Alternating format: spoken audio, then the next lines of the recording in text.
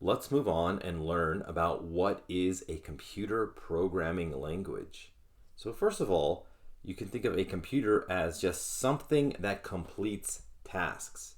So it can, play a game, you can write an email, you can do all sorts of different things with the computer. Each one of these things is a task that it completes.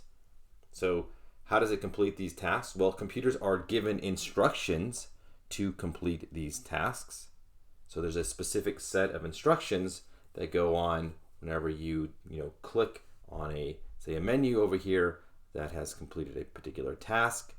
So how are these instructions given to a computer? Well, they are given by computer programs. So behind each one of these tasks like clicking on this or playing a game, there are a set of computer programs which contain these specific instructions.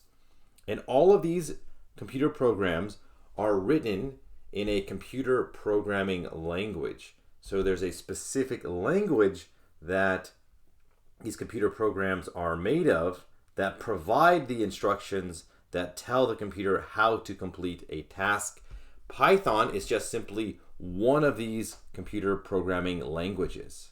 Let's go a little deeper into the Python programming language. So by itself, Python is just text on a screen. And if you take a look below at this image, you'll see a sample of some Python code. Your computer does not understand this. It has no idea what this means. In fact, your computer can only understand zeros and ones, and this is called machine code. So it's this central processing unit, or the CPU, which is given machine code. These are the instructions for it to complete tasks. That's the only thing that it understands. And Python is certainly not machine code. It's what we call source code. Humans write human readable source code. We don't write machine code with zeros and ones. Very few people are capable of doing that. We write things that are human readable like this. And then what happens is that there is another computer program that will take this human readable source code and translate it into a different language, possibly down to machine code. So the way it works is that you have a computer program that, like Python, it is written in this human readable source code. Then another program exists and translates this into something that a machine can understand. The process of translating one computer programming language into another is called compilation.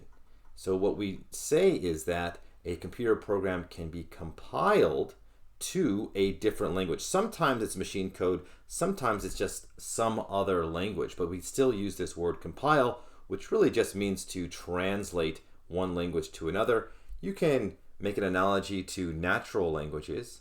So say you don't speak Russian and and you want to understand something written in Russian, we just say we translate Russian into English, which we are able to understand. You can think of our brain as like this central processing unit that can only understand English.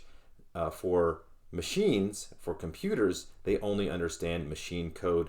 So languages are often compiled down into machine code. Python actually is not compiled down into machine code. You might be wondering, well, how is that possible? It's not. So there's another way to run computer programming languages, and that's through an interpreter. Which is just another computer program.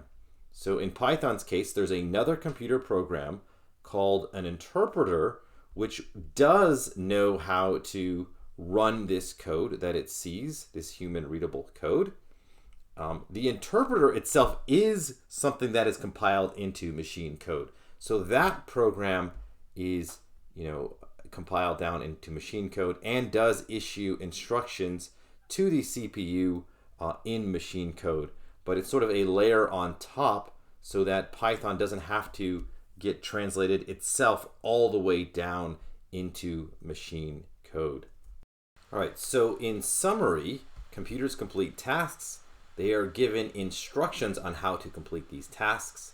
These instructions are provided by computer programs, and these computer programs are written in a computer programming language.